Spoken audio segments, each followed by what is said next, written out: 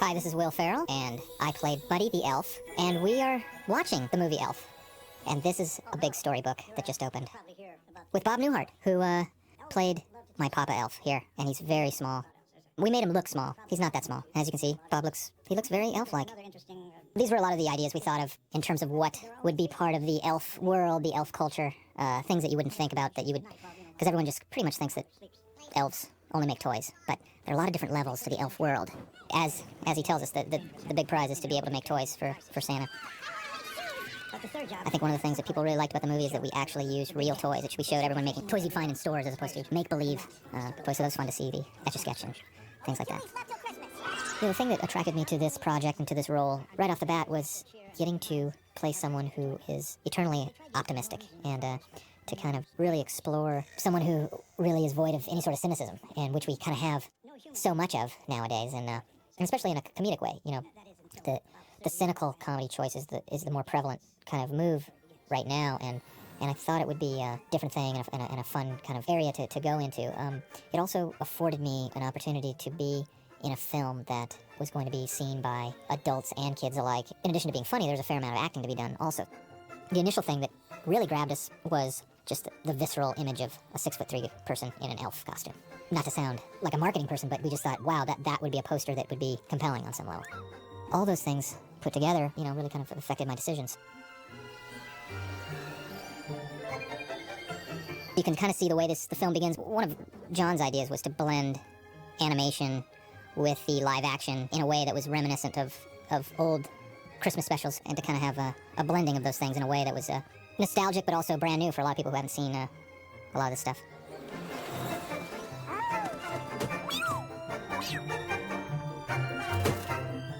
Now, the voices of the little Arctic puffin there, John did a lot of the voices.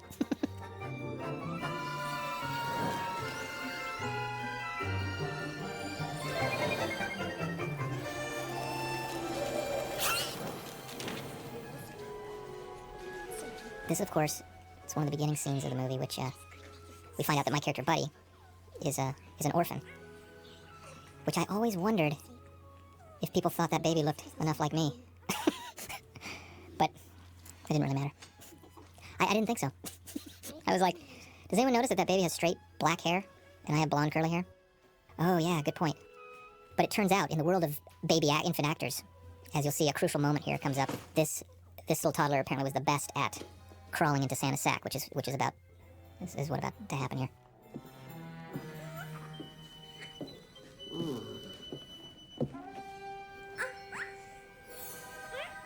And this will be, of course, our first glimpse of Ed Asner, who you, of course, remember from Mary Tyler Moore Show and, well, tons of things. I remember watching Mary Tyler Moore. The Mary Tyler Moore Show was one of those things you really looked forward to seeing, you know, as a kid, and definitely one of those iconic television shows, along with Bob Newhart Show. So to get to kind of work with both these guys was great. We've had another very successful year. So, after all that hard work, it's time to start preparations for next Christmas. You know, we also really wanted to, a big part of the movie, obviously, were the costumes, and that's where Laura Jean Shannon, our wardrobe designer, she just came up with these really kind of unique elf outfits that, as you can see, are all kind of different in their own way. I'd obviously worn some strange outfits for Saturday Night Live and for some other roles, but to be in the elf tights for the duration of the film was going to be an interesting thing. At the same time, I also thought, well, this is going to be actually a benefit to get to, because costume just adds so much to the character. And I really felt like I was in character when I put on that outfit. So it was actually, after getting over the strangeness of it, it was, I really kind of viewed it as kind of a big positive to have something that over the top. It really provides you an easy thing to play against, to get to see someone in that outlandish of an outfit not think that they look ridiculous is kind of a gift. So it was multifaceted, my reaction to it. Cheer is singing loud for all to hear. And the other thing you'll notice too, everyone wanted to know how we did a lot of the size differential, and that's with a technique called forced perspectives. So obviously this was all during the North Pole stuff. A lot of this, we had to keep working with the sizes, and the sets that I stood up against were built to scale to be smaller to make me look that much bigger, and vice versa. So we had a regular size sleigh, and then of course in this shot a gigantic sleigh for Bob to look small against, which was painstaking, but we've gotten, I think, a lot of compliments on the way it looks. We could have done all of this CGI. That's ridiculous. But of course, in 10 years, it would have looked outdated. Now it kind of has a timeless appeal to it in a way. So I know. And every year, less and great. less people believe in Santa Claus. I mean, we have a real energy crisis on our hands. And I think these sleighs were something like, you know, they use these craftsmen to build these sleighs, and they were built for something like $30,000 each. So they're actually really well-made, sturdy things. It's a Kringle 3000, a 500 reindeer power jet turbine engine. Without it, the sleigh couldn't get more than a few feet off the ground. Well, looks like we got a short on the thermocoupler. You want to give me a hand with that? Now, Bob and I, we rarely got to look at each other, so that wasn't anything to do with the technique. That was just by choice because we hated each other.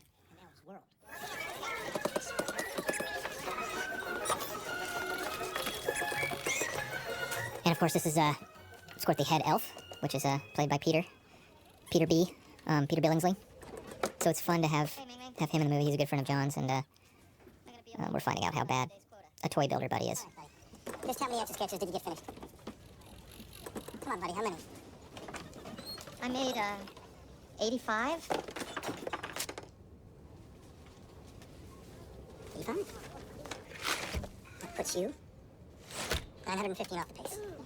Why don't you just say it? Now, we had a lot of course, as is the case with any film, a lot of extra North Pole stuff that you'll be seeing in additional scenes for various reasons.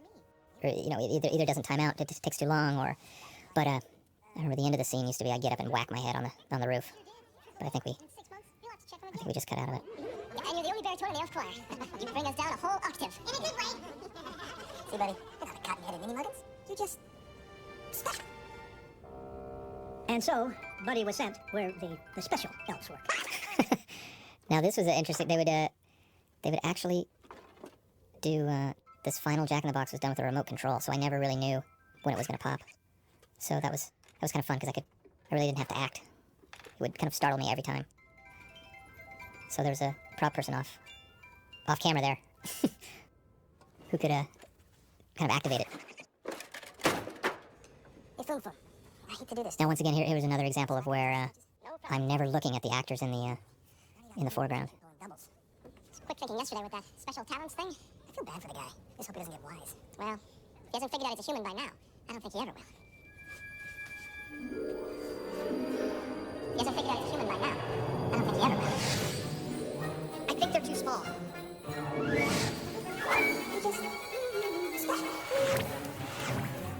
Now, one of the big parts of the success that we had a lot of great stunt doubles in the movie. So all the falls and things I wish I could say I did, but we had great people to kind of. So in this next shot where I kind of pass out and fall on, I fell to about there, and then we cut. But that's that would be a stunt person, and then we cut back again, and then I get back into place, already on the ground. So now it's interesting to look back on certain scenes. I remember that was just the only take we did. I think on that knocking into that table was an accident, actually, and it's kind of fun when those things happen. And they end up staying in the movie. So Just need some alone time. Buddy, I think we have to talk. Buddy, I think there's something. this was another interesting way we did this. Bob, once again, is it's about 10 feet back there, and his legs are the legs of another child actor who's lying on his back. So we had to kind of coach the little boy when to kick his legs as if he was in agony. So He had later passed away. I told him his father had never even. the idea of the snow globe being somewhat of a symbol for New York, and gave my character this landmark to look for, the Empire State Building, which is a nice kind of iconic landmark of the city that everyone can relate to. This was an interesting scene only because all the animated things were put in later. So, for instance, the snowman here, played by Leon Redbone, who's kind of a famous, I guess you'd say, blues singer. On the day that we were actually doing it, I had to essentially act to someone standing in a snowman outfit, and they were hooked up with a microphone, and Jon Favreau actually read the off-camera lines, and I reacted off of that, as well as I had to kind of walk at a certain pace that would match up with the pace that we were going to animate the snowman to, and keep my looks in the right spot to where approximately his face would be, and I really hadn't done anything like that before. As you watch it, it's really cool that it looks like I'm talking to Leon the snowman, right, as if he's standing right next to me. On a little journey to the big city. We wanted Santa to kind of have to be the most streetwise kind of character in the movie, so this was this whole run of jokes that Adam McKay, who's a writer, who had done a lot of work with us on the script, kind of came up with this whole passage, which all the references to Ray's Pizza and don't eat gum off the ground and things like that, where we always thought Santa should be a little gruff with him. That doesn't mean that they're letting you look at presents before Christmas. Can't wait to see my dad. We're gonna go ice skating and eat sugar plums. Yeah, that's the other thing I wanted to talk to you about. You know, buddy, your father, well, he's on the naughty list. And of course I had to do that a lot of yelling. And there's James Caan, who was wonderful in the movie. We get to kind of see him in a different light that you haven't seen him before, and which once again, I think one of the big parts of the movie is the casting. It was fun to kind of play around with that and cast some actors that you wouldn't necessarily think of in certain roles. And James Caan was someone who we didn't think of, to be honest, at first. And luckily, his name did come up, and I think he got to do a thing that he hasn't really gotten to do before, which is to kind of play a gruff but lovable kind of guy who. He's essentially, I guess, our Scrooge in the movie. And like Scrooge, he kind of comes around and sees the error of his ways and kind of relearns the values of the holiday season. Now, go. Get.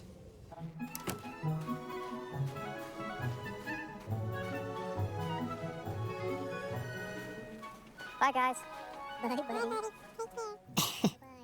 Now, this was this gigantic ice floe that we had built on a stage up in Vancouver, which is really amazing how they did that with the background is just a scrim with lighting, and then of course the narwhal here.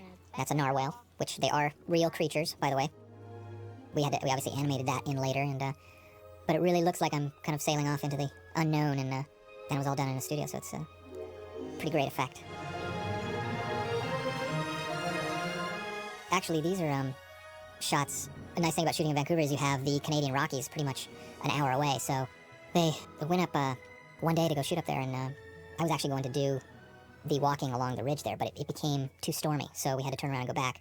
But they decided to leave a crew there and a guy who doubled me in case they had a window, and so they were able to get that one shot there. Now this is actually a trained raccoon, who and that was a combination between using the trained raccoon and a shot of a fake raccoon with the face and everything, and then there was a dummy raccoon. So there's 3 different raccoons and I used the dummy raccoon to shake around with and make it look like it was really attacking me. So.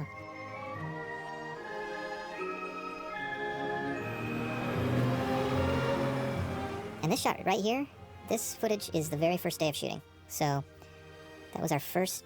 It was on a Saturday in New York, and of course, last winter, as is the case this winter, it was freezing back there. So. And some of these New York shots we were able to grab just kind of guerrilla style. And we just took a camera out one day and just thought of shots, and one of those was the shoe shine shot. And another shot we actually had that got cut at the last second but was a nice shot was we convinced some New York City firemen to let me ride on the back of their truck. Great job, everybody. It's great to meet you. Hi. Come over here, boy. Sam, and every time it rains, it rains. That was kind of fun. This I just started playing around with jumping on a crosswalk, and this was a guy literally walking around outside of the park there, 14th Street, Union Square. Yeah, that's the big question. Is this real gum? And it is. It's real gum, but you can rest assured it's completely sanitary. We were able to put you can't see a thin sheet of plastic down on the railing there, and then I took pieces of gum and chewed them up myself and stuck them there so it's okay. Yeah, but that's one of the funnier beats. And this is once again, just as we rewrote the script, we just thought, what would this guy, we thought that the exercise should be mundane things that we take for granted that Buddy would think were so interesting and exciting, and if you've ever been in New York, people are always handing you flyers, or the simple idea of a turnstile door, and he kind of explores everything, so those are fun to shoot. He's finally found the Empire State Building, and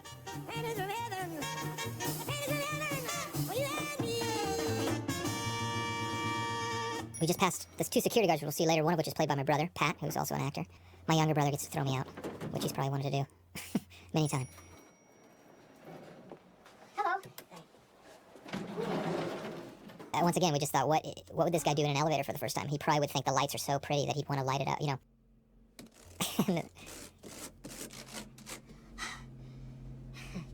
Looks like a Christmas tree. It was kind of interesting that John was able to use our key grip, Dill, here to play one of the assistants at the publishing company. We really didn't have someone to play that part, and he worked out great. And I think he used to do acting as a kid growing up in Canada. Kittens before. How many? 8? if we would have time. Well, all right, just bring him back to camp for this week and I'll see what I can do.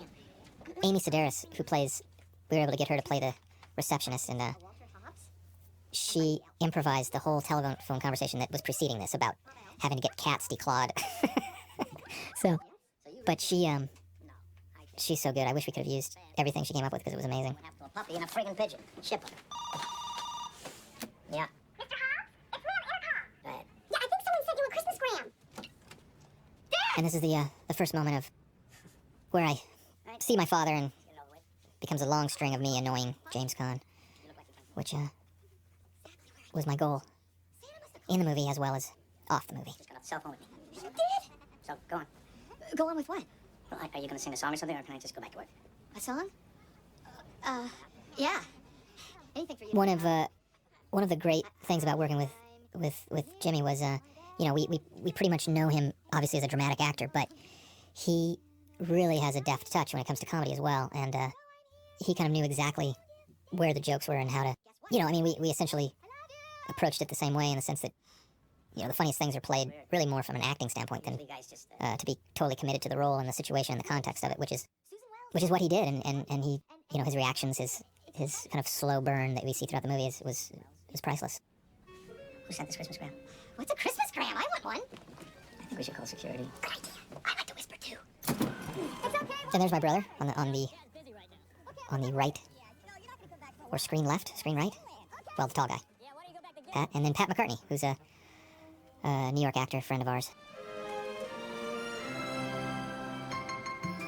Now, once again, everyone wants to know if this was me getting hit by the cab, and it wasn't. Oh well, it looked good though. Gosh. But that was once again one of our many stunt people who were so good, and this was you know, just again another extension of my character exploring things for the first time and taking things very literal, thinking passion fruit, oh, it's going to be something you eat. Sorry. Trying to figure out an escalator, you know, something everyone takes for granted. I think this was done at 4 a.m. in a department store in once again, this was up in Vancouver.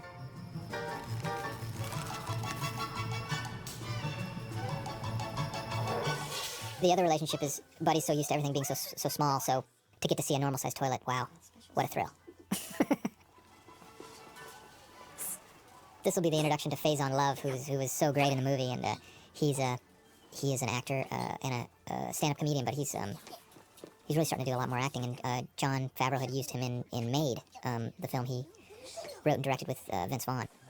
Faison was so good as being the manager of the Santa Land, and he of course sees me. He thinks I'm slagging off on my work, and so you kind of have a situation of two people not questioning. I don't question where I'm going. He doesn't question that maybe I'm not an employee of his, and it works great.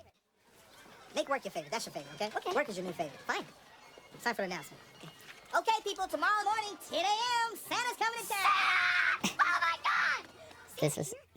This is such a fun scene to do, but it really is set up by his look of like, why are you going so crazy over Santa? 10 a.m. tomorrow. Santa's coming to town. Yes. Sign this one. Ooh. Hi. Santa's coming. And that was kind of, you know, that was another little improvised moment there where I just thought it'd be fun to talk to to one of the little helpers. And here's Zoe, who plays the part of Jovi, who I'm immediately smitten with. And we of course Why are you messing with me? get to hear Zoe sing later in the movie, which she's got an amazing singing voice, and yes, it is her voice, which I'm asked a lot about. Get through. Christmas. It's also my voice too, but no one asked me if that's really my voice. Sounds like someone needs to sing a Christmas carol. No way. I had seen Zoe in the Mike White film, The Good Girl, and I thought she was fantastic. But I didn't know that I didn't put the name with the face necessarily. So when I realized they were one and the same, which is great because she's such a different character in that, and which is really, I kind of feel like that's a sign of a great actress. I'm in a store and I'm singing. Hey! There's no singing in the North Pole. Yes, there is. But she had a tough job in this. This character is, you know, someone who's supposed to kind of find me charming, so she does a nice job in a way of not being someone who would run away from me and not give me the time of day, but is still kind of interested. But Santa's coming. There's so much to do. Yeah. I'll see you tomorrow. Buddy. Zoe. Buddy basically doesn't know where to go. So he decides, why not you know, he's learned a few tricks from the elves, so he knows how to, while he's kind of slow in their world, he's fast in the human world, so he sets out to spruce the place up in his eyes.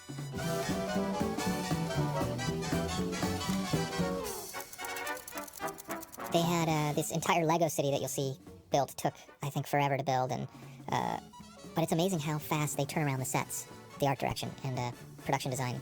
I'm always amazed at how quickly they redecorate stuff. And so while it did take a long time, we didn't have a lot of time, so they did it rather quickly when you think of it. I'm gonna eat in the bedroom, okay? I got a bunch of stuff to go over. Are you sure?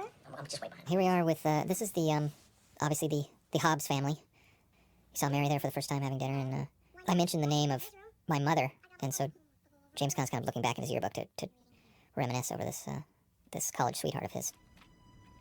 But that was Mary Steenburgen and Daniel Tay, who, you know, they're kind of, Walter's works all the time, and you get kind of a hint that life at home isn't what it should be in a way, you know.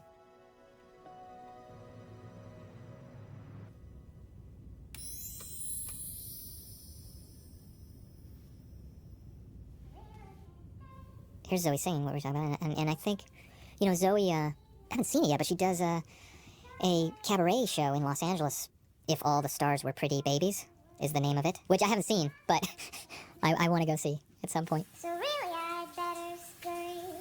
Well, maybe just a half a drink more.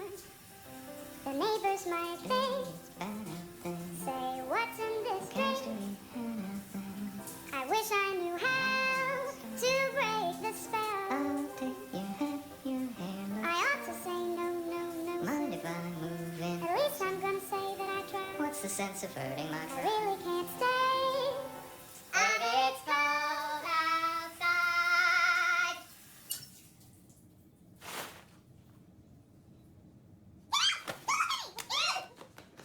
That was me, though. So, yay. I did one stunt, at least. Bumping into a file cabinet. This is another joke we kind of came up with as we worked on the script, that it'd just be fun to see him sleeping in one of those window displays. You know, New York's so famous for the window displays during the holiday times, and what if he was just curled up with one of the little mannequins, and Walter happens to see him. Come on, it's lovely weather. Jimmy's reactions are so good. We actually got to, I forgot to mention, this is actually in the lobby of the Empire State Building, so we actually got to shoot there, which you don't always get to do. That's one of the things about New York. You know, you have to get around a lot of different things with traffic and this and that, but for the most part, it seems like they're really cooperative to let you shoot. You know, in Central Park or in Empire State Building, all these, we shot on the 59th Street Bridge, and so we really got to take advantage of, you know, a lot of these famous landmarks. Now, yeah, I don't know how they, as you can see, it's totally redecorated here. Come on, it's lovely weather for a sleigh ride together with you.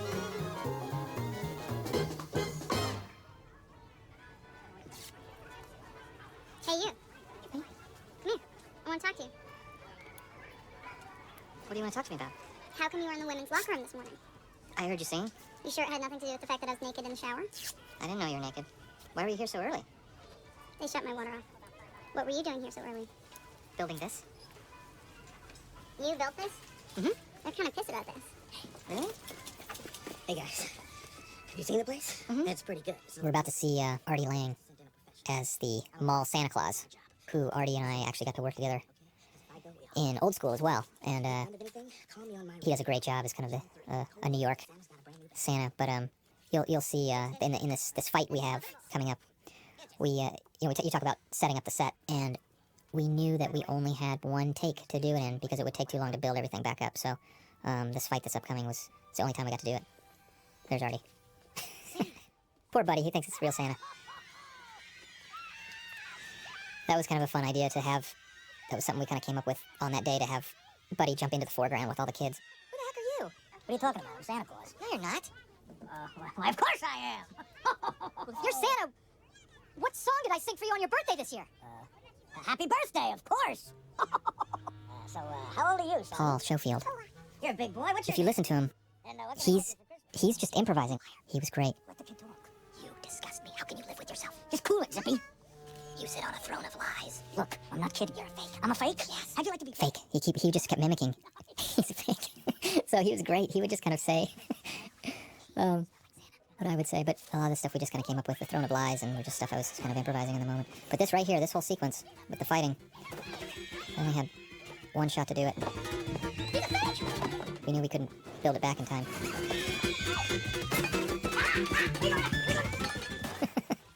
And the kids cheering. There were actually more people. The fight was actually longer. There are other pieces to it additionally where we really destroy a lot of it. Something special.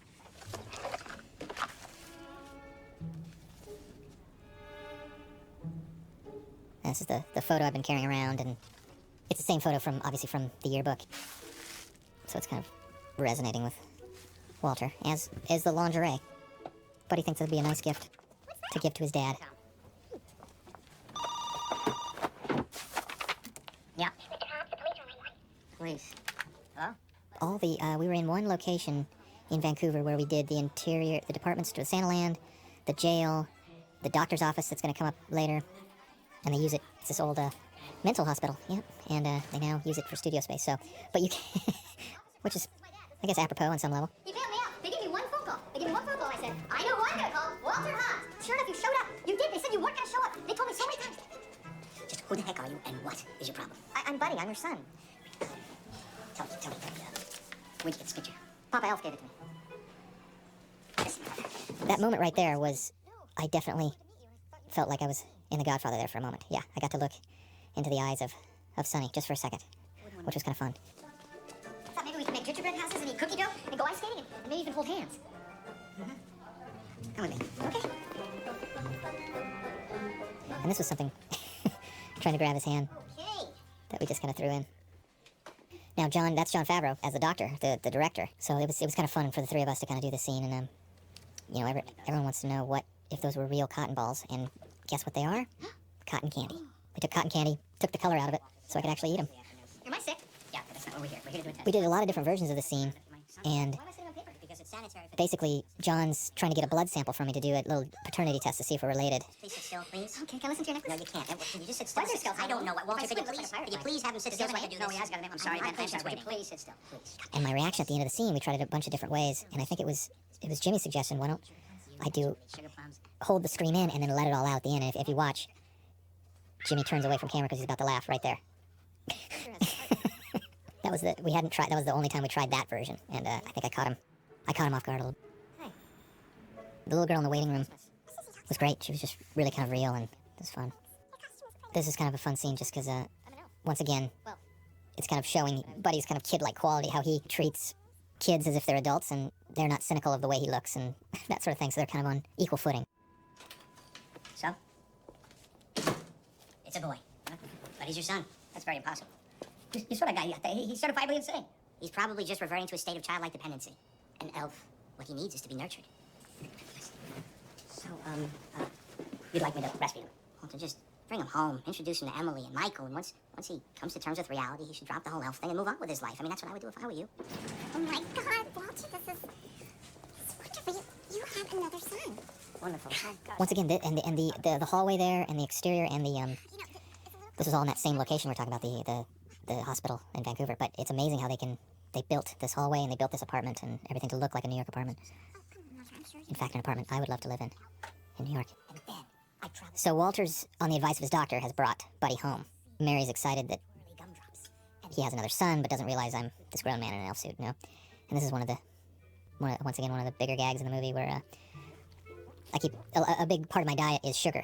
Elves eat a lot of sugar, we establish, and so in drinking that whole thing of Coke, we actually had to devise, you couldn't see it, but there was a special tube that ran along my arm and sucked the Coke out, but I could mimic it as if I'm drinking the whole bottle, so I didn't have to drink all that Coke.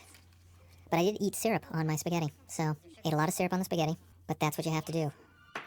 We elves try to stick to the 4 main food groups.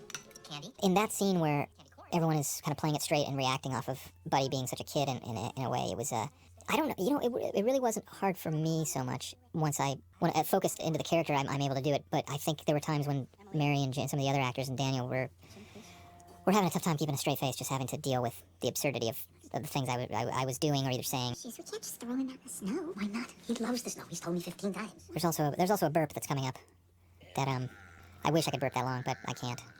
That's I guess you'd say Foleyed burp. A burp specialist was flown in to do that. day. Dad?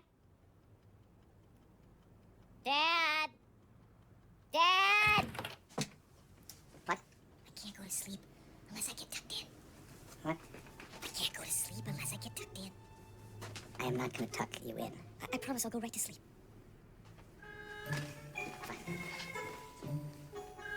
This last moment there where I tried to tickle James Caan, I kept trying to really tackle him and tickle him, but he wouldn't let me. He's too strong.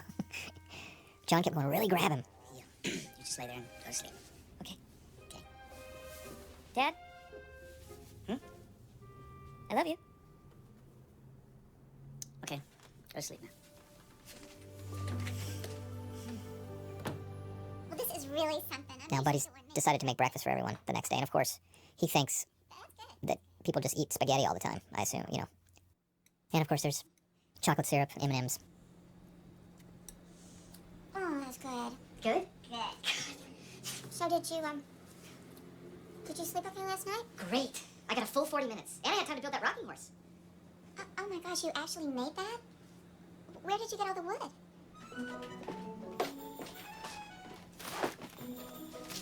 Another appeal of the movie is that it really has an ensemble feel to it, which I actually read an article after the movie was out on commenting exactly on that it's I think we've gotten away from that in a way in American comedies, especially with that usually have one central funny character and everyone kind of supports. But this was obviously the role of Buddy is the central character, but it really would not have been complete without everyone else. So yeah, to get to do these scenes with every, I just think it obviously made it a nice film, in a well-rounded way, which was kind of our goal. I mean, as soon as possible.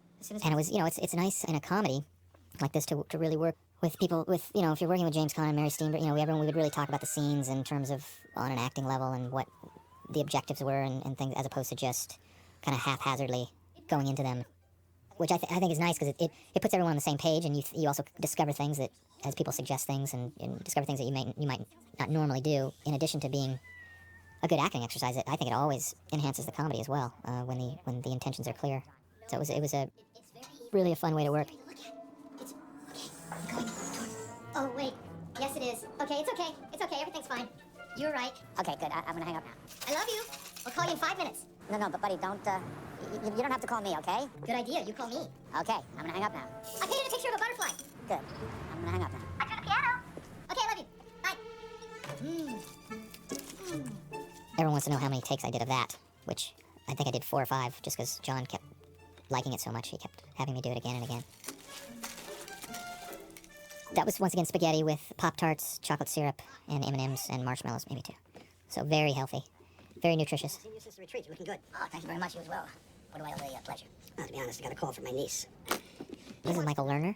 He is the publisher, head of the publishing company. So we find out that there's 2 pages missing from this latest children's book that was supposed to go out, and he wants a brand new book. Even though it's 2 weeks before Christmas. We could sit here and point fingers all day. I've got news for you. Even if those 2 pages were in there, the book still would have sucked. Have you seen the numbers for this quarter? They'll be here today. They're in. That friggin' puppy and pigeon are tanking hard hobs. My people estimate we're gonna post a -8 for this quarter. A -8! That does not happen! Michael Lerner, he's just one of those great character actors that you've seen in, you name it. You've seen him, so it was, it was nice to get, for what's a relatively small part, someone with that weight to him, Wait a minute, the 24th, that's Christmas Eve. And, no problem. Be great to have you in the loop. Now, this is back in New York here, and we're on the Upper East Side. Buddy has left the house and decided, I'll go find where my brother goes to school. It's me, Buddy! You know that guy? No, I've never seen him before. Hey, Buddy! Your brother! Oh, man. No, Michael! Wait! Your brother, Buddy! That wasn't acting either. That always scared me when the cab was about to hit me. Michael! Michael! Michael, wait up! Michael! Michael! Wow. This was all in the same day. We shot that, and then we moved over to Central Park, and we really got lucky because in the early December, you rarely have snow in Central Park, but there, of course, had just been a snowstorm, so we were prepared to make all the snow, but we didn't have to. It was already there. We were really fortunate in a lot of things on this movie. This scene right here is a combination of actual snowballs being thrown in, and then they augmented it with computer-drawn snowballs, so it really gives that feeling of that these guys are under siege. Just start making as many snowballs as you can.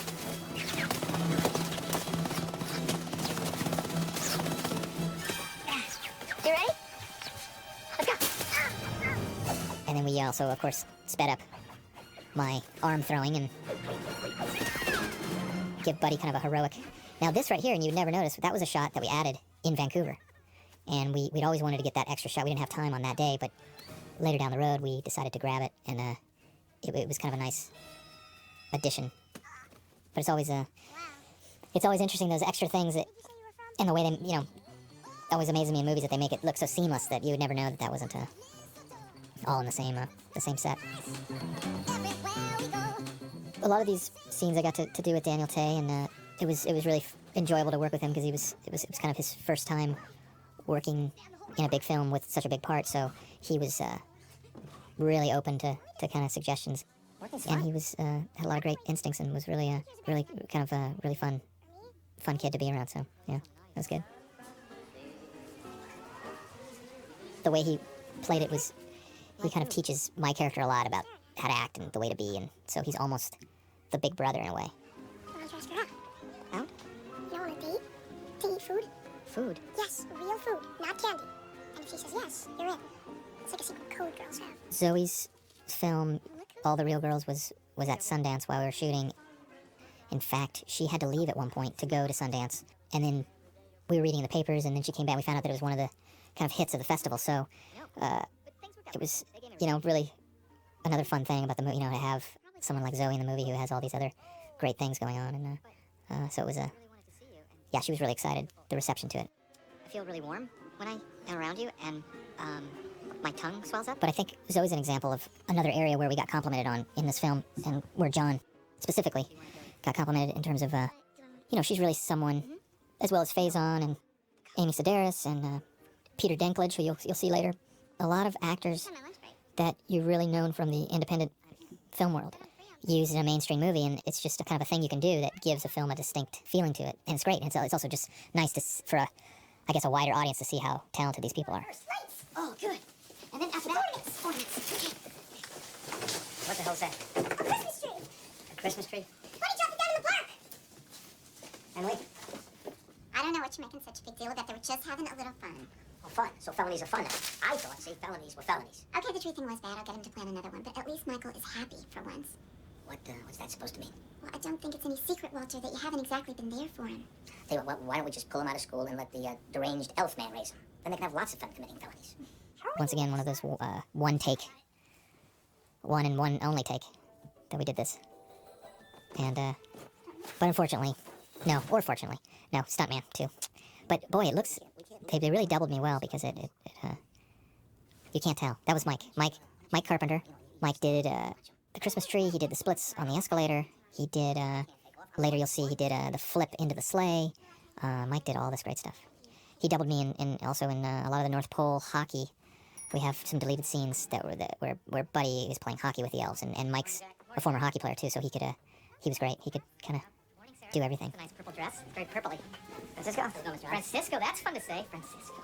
Amy and I actually had worked before on her show, Strangers with Candy. I'd come and done a guest spot, and then I was just also really familiar with her work, and also a big fan of her brother, David Sedaris, his work, his writings, and it was great. It's great to work with her again, but also it was nice to have already know her a little bit, and just you're that much more comfortable to kind of try things. So You don't have to drink that. Thank you. now this, obviously, Walter's brought Buddy to work because he kind of doesn't know what to do with him. Francisco.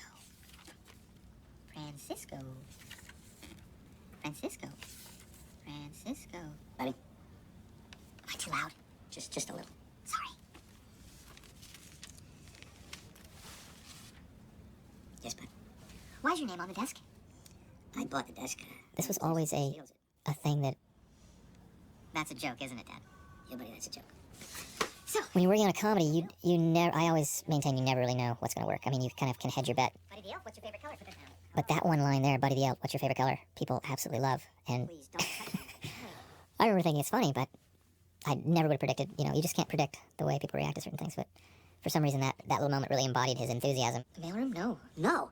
Oh, I mean, wow. The other thing about that line too was that was one of the written lines, though. That was everyone thought I improvised it, but it was Scott Armstrong actually came up with that line, so it was really kind of clever. In terms of this exchange right here, he kind of came up with all the reactions, getting excited about Walter's proposal here to go down to the shiny mailroom, which here it is. This was our last day of shooting, right here, which was about I think an 18-hour day. But they built this whole mailroom set. You got that? I think so. This place reminds me of Santa's workshop. Except it smells like mushrooms and everyone looks like they want to hurt me. Greenway's coming in tomorrow, so what do we got? Well, Morris and I have been brainstorming. And here are Andy Richter on the left and Kyle Gass on the right. And of course, you know Andy Richter from Conan O'Brien Show and other stuff. And Kyle is probably best known for Tenacious D, which is a musical act he does with Jack Black. In fact, I think they're working on a Tenacious D movie.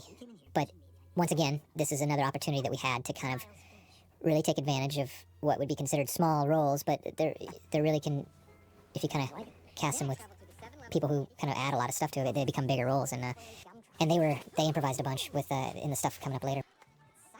But back to the mailroom. Yeah, the mailroom was this was a scene that we kept trying to figure out what it was going to be, and it felt like it was, we couldn't quite. Felt like it was a whole area for him to explore, so we slowly, through different versions, kind of came up with the suction tubes, and then Buddy, the idea playing around with Buddy getting a little drunk for the first time, and he thinks it's, of course, syrup.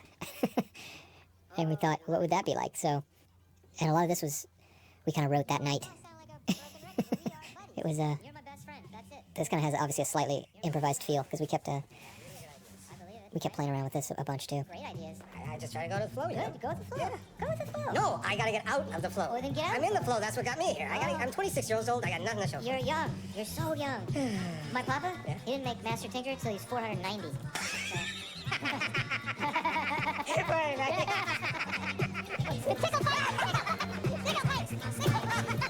My favorite book of yours has got to be Gus's Pickles. It's existential. We had, what's coming up is this whole Russian dance that Buddy kind of, as you'll see, gets the whole mailroom doing, basically stopping their job, and he kind of takes over. And I'm trying to remember what, I can't remember if there was another kind of dancing, but we ended up settling on some weird kind of version of Russian elf-like dancing that Buddy was kind of proficient at. So of course I had to work with the dancer who you'll see once again doubles me, and so I worked a little bit with him on getting down some of the arm and leg movements, but it's such a strenuous type of dancing that and that's him from the back, but that's of course me. And what they did is they put me on a wire, and then we CGI'd out the wires so that I could because it's really hard to do that kind of dancing. Everyone can ask me, how's your Russian dancing coming along? It's like, not good enough to do it on my own. You make me feel so young. Now this is Buddy and Jovi out on a date. Thank you. But they're going to go eat food. I'm such a happy individual. And of course, he takes her where he thinks she would like to go, where he would like to go, which is to the place that sells the world's greatest cup of coffee. Well, just like a toy. It tastes like a crappy cup of coffee. Well, this is, as you see, is one of the few times I'm not wearing the tights, so it was not it was kind of nice to change out of them.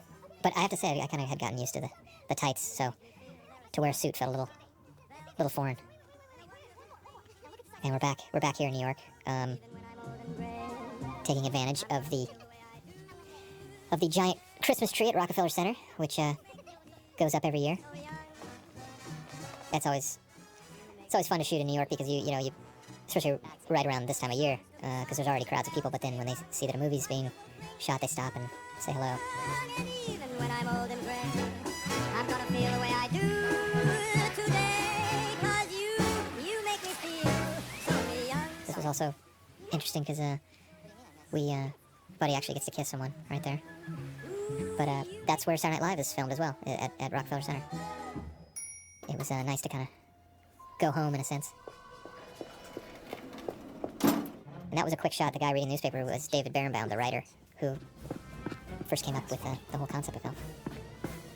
And here's Peter Dinklage, who was got a lot of acclaim for this film, The Station Agent, which is a great movie. right. What have you guys got so far? Okay. We were thinking. Of course, this all leads into Peter's, one of the star children's book authors. So they brought him in to kind of pitch ideas because they're in a crunch for time here. This is an example between Kyle and Amy and Andy and everyone really, like the whole story about the asparagus people, and that was all improvised by Kyle, and so they really had a good time. Apparently, all we have is vegetables. I have no time, so, you know, I've got about 5 or 6 great starts here. I got one idea that I'm especially psyched out of my mind about. You know, it's one of those ideas where you're just like, yes! Great. Can we hear it? I'll start with the cover. Picture this. You got, I'm in love, and I don't care. But of course, Buddy now Buddy, not now. Can you please put that? mistakes Peter for an elf, I didn't know you had elves working here. as you can see. Boy, you're hilarious. He doesn't appreciate it too much. He doesn't, Peter was really game for all this, for this whole fight that takes place, because it was a lot of physical stuff he had to do. You know, we're all laughing our heads off. Did you have to borrow a reindeer to get down here? Buddy, go back to the base. Hey, Jack Reed, I get more action in a week than you've had your entire life. I've got houses in LA, Paris, and Vail. Each one of them with a 70-inch plasma screen. So I suggest you wipe that stupid smile off your face before I come over there and smack it off. You feeling strong, my friend? Call me Elf one more time. He's an angry elf. And this is one of my favorite shots, right here. He, of course, Buddy thinks he's getting a hug. I wasn't ready for that. Peter did all the flips and all the arm holds and everything. Had a double during that for parts of that, but a lot of the stuff I was able to do. Miles. Listen, Miles. He must be a South Pole elf.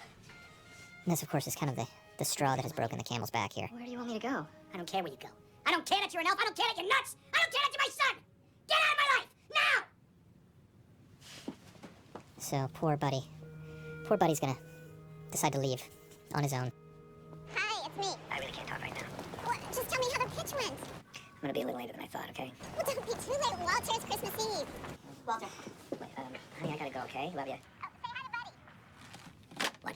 Walter, breakthrough. We found this in the conference room. What is it? It's Miles Finch's notebook. This thing is chock full of genius ideas. I mean, look at that. And his best idea is about a peach that lives on a farm. What's more? We had a structure there in terms of what the scene was, but in terms of the Peach who grew up on a farm, certain jokes were added. Come on, let's do it. Just try. No, you can't sit down and get a storyboard ready. Go and get a storyboard ready. Go. I'm sorry I ruined your lives and crammed 11 cookies into the VCR. I don't belong here. I don't belong anywhere. I'll never forget you. Love, Buddy.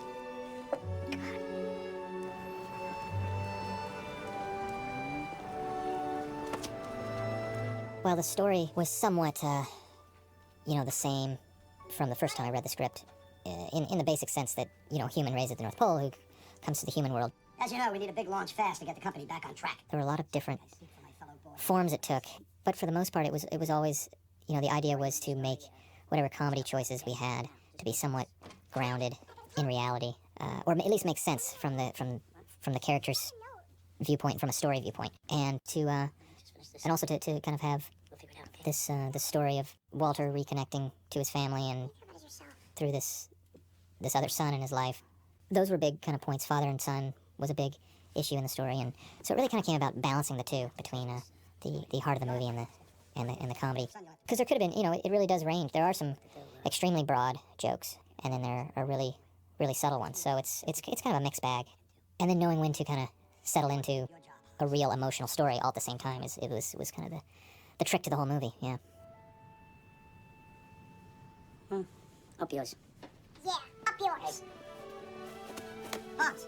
Hobbs! Hobbs! You walked out of here! And you finished the Greenway! You finished!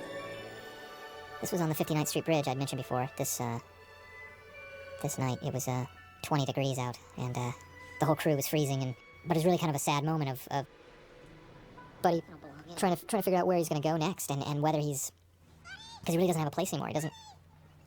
He realized he didn't belong in the North Pole, and he came to New York excited about the prospect of fitting in with the human world, and then now he's just been told he doesn't fit in there. So that was that moment where he was really kind of at his wit's end, only to luckily see Santa's sleigh there. So this kind of pulls him back in.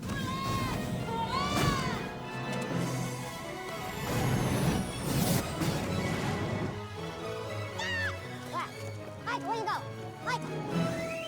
This is Vancouver once again that we doubled for Central Park. So, and he really looks great. You can't tell, but those are real reindeer. So it was really kind of intimidating to have this team of reindeer, and there are all these instructions: don't look them in the eye, don't move up too closely. So to have to do that scene where I'm running up, I didn't want to startle them. That slip happened on that was the last take. So it was kind of a serendipitous little slip there. The engine broke free of her mounts. I think this movie really hit such a wide audience, and a prime example of it was I was watching ESPN, the sports cable station of all things. They were referencing John Gruden, who is a head football coach of the Tampa Bay Buccaneers, and they were kind of telling the story of how he had gone and seen Elf that weekend, and was in one of his practices was using that as a reference point to rally his team into playing better for the last 2 weeks of the season, and how in this movie, the Santa's sleigh, it didn't fly on gasoline, it didn't fly on electricity, it flew on Christmas spirit, and that's what this team needs to have more of, is just spirit. And so when I had seen that, I thought, wow, this movie is being seen by all different types. That was kind of interesting. Buddy is a classic underdog, which everyone, we always kind of love the underdog, and right from the beginning, I think he's someone who we're pulling for. I think he's extremely sincere, which I think people appreciated, and he's kind and sweet and gentle and open, and I think to have that be the place where the comedy comes from is just kind of something that people, it's really easy for people to kind of follow him wherever he goes, because you're on his side, and I think those were kind of the biggest contributing factors to people really liking him. You found it. And this was really an interesting film to be a part of for so many reasons. One of the more interesting kind of journeys to go on was to watch, obviously to be working on it and to see it kind of evolve, and then once we started screening it and then getting a lot of the press reaction, which was so phenomenal from really kind of distinguished sources, but pretty much across the board, everyone seemed to like this movie and thought it was a really nice blending of a classic Christmas movie with sophisticated humor, but also still being a real PG family movie. And it was kind of a slow rumble to, there started to be these clamorings of, we may really have something special here that people are going to really respond to and hopefully, watch for a long time. And it just kept growing bigger and bigger and bigger and then obviously the opening weekend was a real indication. Working with Jon Favreau would both come from a background of improvisation, so that would probably be that was kind of our biggest bridge between each other, in that he was really open to giving me as many takes as I wanted to try different things out, and then that's where and then our differences actually complemented each other, I think, in a way, in the sense that Jon kind of opened my eyes up to some of the value of some of the more story-driven points, and conversely, my first eye is to trying something that may not fit in the story, but is just funny for funny's sake, and I think I kind of opened his eyes to, well, let's just try that. I know it may not make sense logically, but we'll give it a shot, and sure enough, it's always funny how, we always watch things in movies where we always have favorite moments that don't necessarily, are somewhat tangential to what's going on, but for whatever reasons, it's just funny, and we don't question it. We kind of compliment each other in those ways. A real huffboard. Looky here.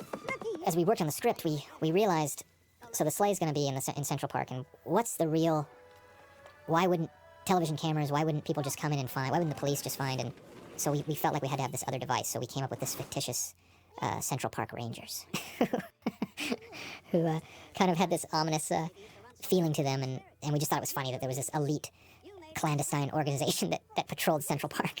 And we can just get some news cameras in here and everyone will believe. If we think back to all the classic fairy tales, there's some element of danger and there's something that scares you a little bit, and that was our little scary element. But that was another thing. That was something we wondered if people would question. But there's no such thing as a Central Park Rangers, but people think it's either funny or they actually think they're real. Oh, no. It's the Central Park Rangers. Dad! Michael! I got a plan.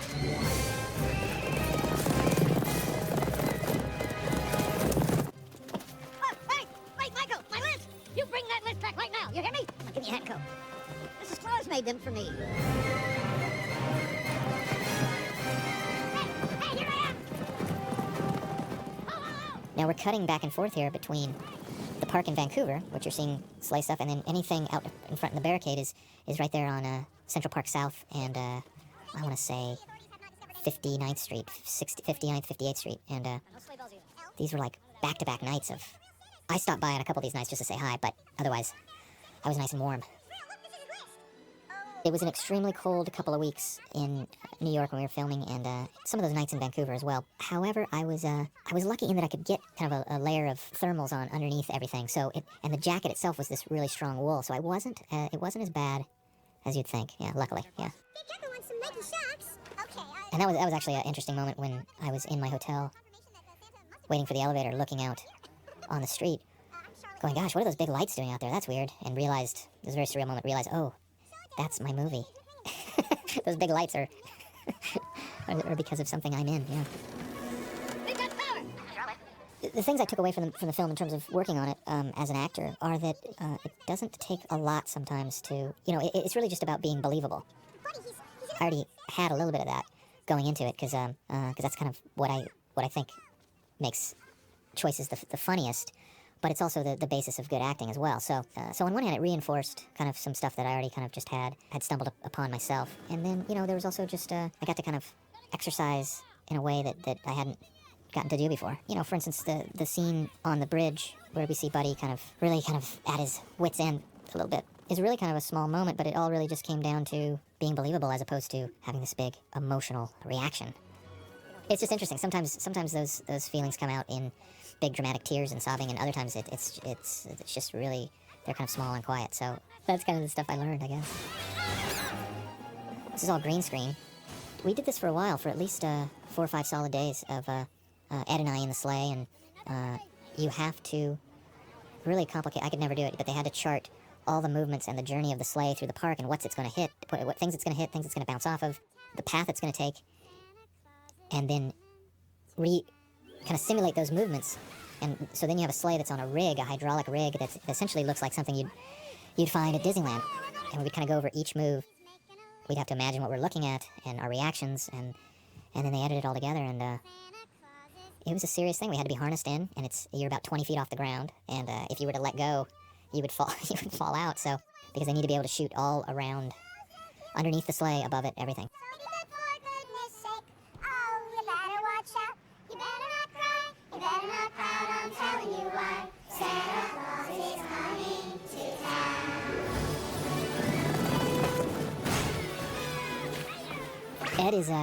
Ed was very much, very game for all of it. I mean, he's kind of, definitely he's a little older right now. I'm getting too old for this job. He was strapped right in there, and he did just fine.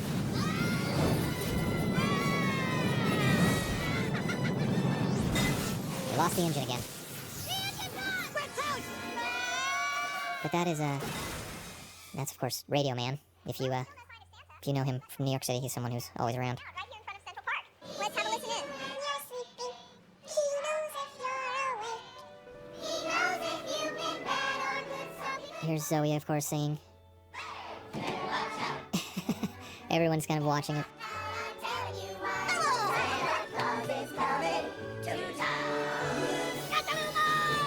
I think I underestimated the emotional reaction to the end of the film for a lot of people, and I think there's something about the kind of collection of humanity just coming to sing at the end of the movie, and that it's happening all throughout the city, and it's enough to give the sleigh, once again, the power it needs to kind of go on and to save Christmas, in a sense.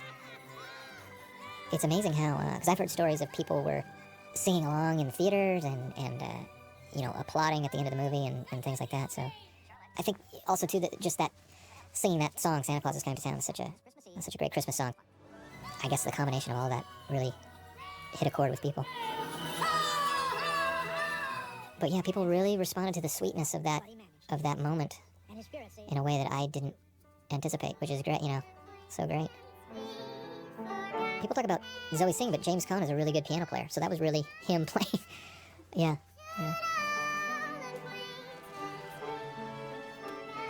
Walter started his own independent publishing company. His first book was written by a brand new, critically acclaimed children's author. The book was Elf, a fictional story about an adopted elf named Buddy, who was raised in the North Pole, went to New York, ate spaghetti. We originally, there's a whole story of how, in previous drafts, that Buddy became a big author of children's books. But we found that as you kind of keep working through the story, certain things fall away, and it just became more effective to just kind of end up what we having that he just he helped inspire a book at the end of the movie as opposed to he became a star children's book author. That's very sweet.